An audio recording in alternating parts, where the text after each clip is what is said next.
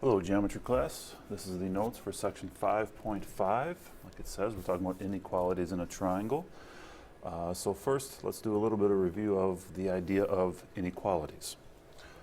All right, inequality, meaning not equal. So less than, greater than. It could be less than or equal to, greater than or equal to.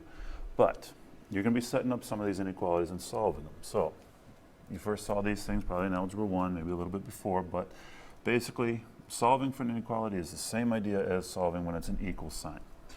So looking at this first example here, we're trying to get figure out what x values are allowed. So we're just solving for x. So first thing we need to do, subtract 8. Okay, when you add or subtract a number on both sides of the inequality, it does not change what the inequality is. It will start as a less than, it's going to stay as a less than with this step. So that equals 21. To solve for x, we're going to divide by 3. Multiplying or dividing by a positive number does not change the inequality. Really, the only thing that you're concerned with that changes the direction of the inequality is multiplying or dividing both sides by a negative number. Okay, adding and subtracting doesn't, just multiplying or dividing by a negative. That will change the direction of the inequality. So here, x values are less than 7 would be the solution to this inequality. For the example on the right side of the screen, same idea. We're going to get the x term by itself, so we're going to add 9 to both sides. That gives us 24. Adding does not change the direction of the inequality. Now to get x by itself, we've got to divide by a negative 2. Okay, when you multiply or divide both sides of the inequality by a negative number, it's not an equal sign, force of habit, we change the direction of the inequality. So now we're going this way. And then 24 divided by negative 2 is a negative 12. So this, we always read inequalities from the x value. This actually says x is greater than a negative 12. Okay? So, just a quick reminder of inequalities. Now, one of the ideas here is this relationship between angle lengths and the side length, or angle measurements and their side lengths. And it's kind of a just intuitive idea. It makes sense. All right. We're not saying they're equal or anything like this. It's the idea of this side is longer than another side. All right. That's kind of like the inequality concept.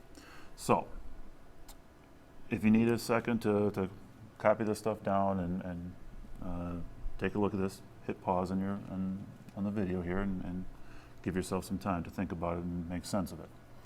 But what this property says is you have a largest angle in a triangle. Across from that largest angle is always going to be the longest side length. And the same thing goes in the other direction.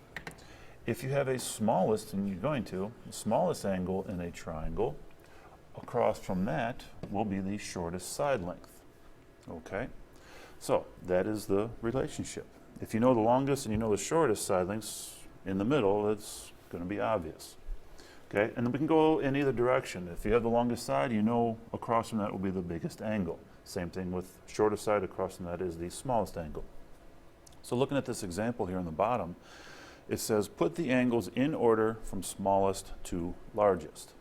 Okay, so we're putting the angles in order. So angles A, B, and C. Which one is the smallest? Well, 6 is the smallest side. So across from that will be the shortest angle, or the smallest angle. So in order from smallest to largest, angle C is the smallest. The next shortest side length is 7. So across from that will be the next smaller angle, and so that is angle B. And we have the longest side length, which is 9, so across from that is the biggest angle. That's angle A. So there's our angles in order from smallest to largest. Angle C is the smallest because it was across from the shortest side length. Angle A was the largest angle because it was across from the longest side length. Okay, simple concept. For this next one, give yourself, get a ruler, give yourself a little bit of time and try to draw a triangle with these given measurements. All right, whether it's centimeters or inches, it doesn't matter, whatever you have space for. But if you have if you have 3 side lengths, 4, 5, and 6, try to draw a triangle with those measurements. All right, if you have a triangle with side lengths 2, 3, and 7, or if you have those side lengths, try to draw a triangle. Same thing with this, with 1, 1, and 3. All right, so let's go back over to, grab the wrong thing, the first one here. For segments 4, 5, and 6, I'm not really measuring, but it's close enough. 4, 5, 6. Everything seems to work and seems to make sense, seems to be possible. With the next one, 2, 3, and 7, let's start with the longest side.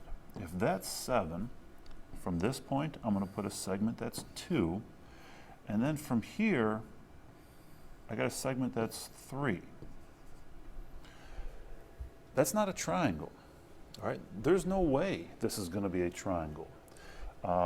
Even if we put the segment 2 and the segment 3 flat against this side of 7, it's just not possible.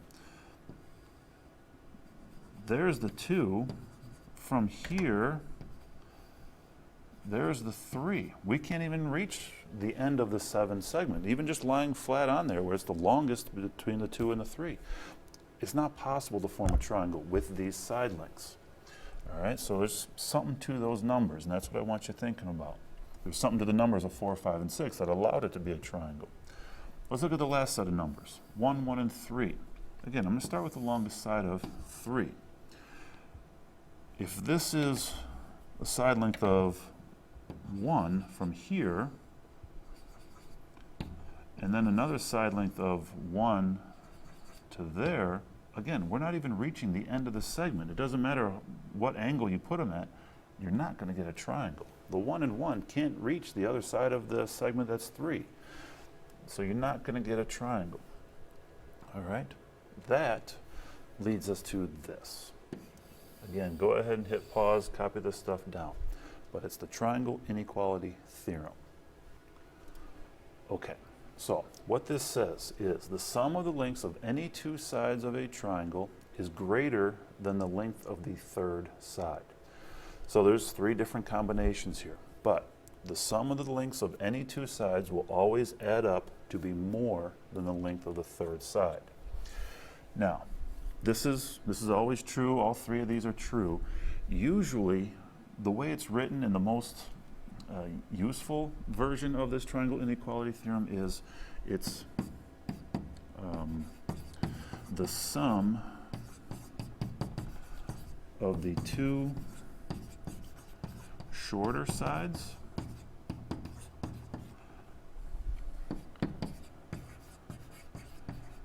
is greater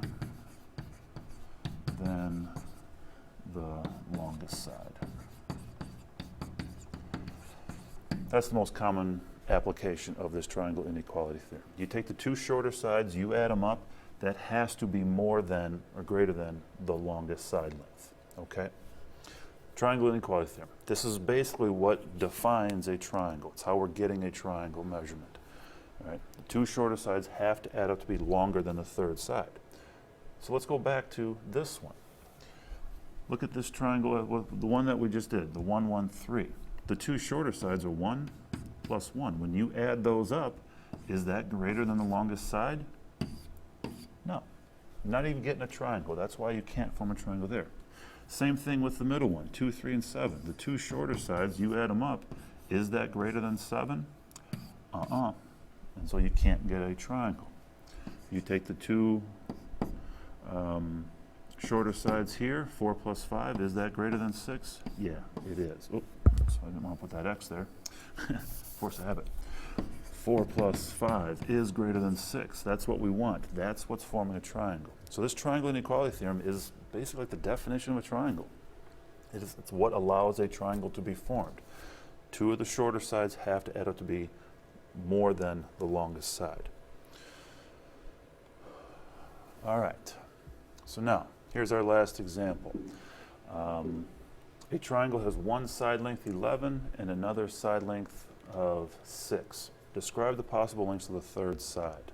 Okay, so use the idea of the triangle inequality theorem. See if you can come up with an answer, and we'll talk about this at first thing in class. Have a good night.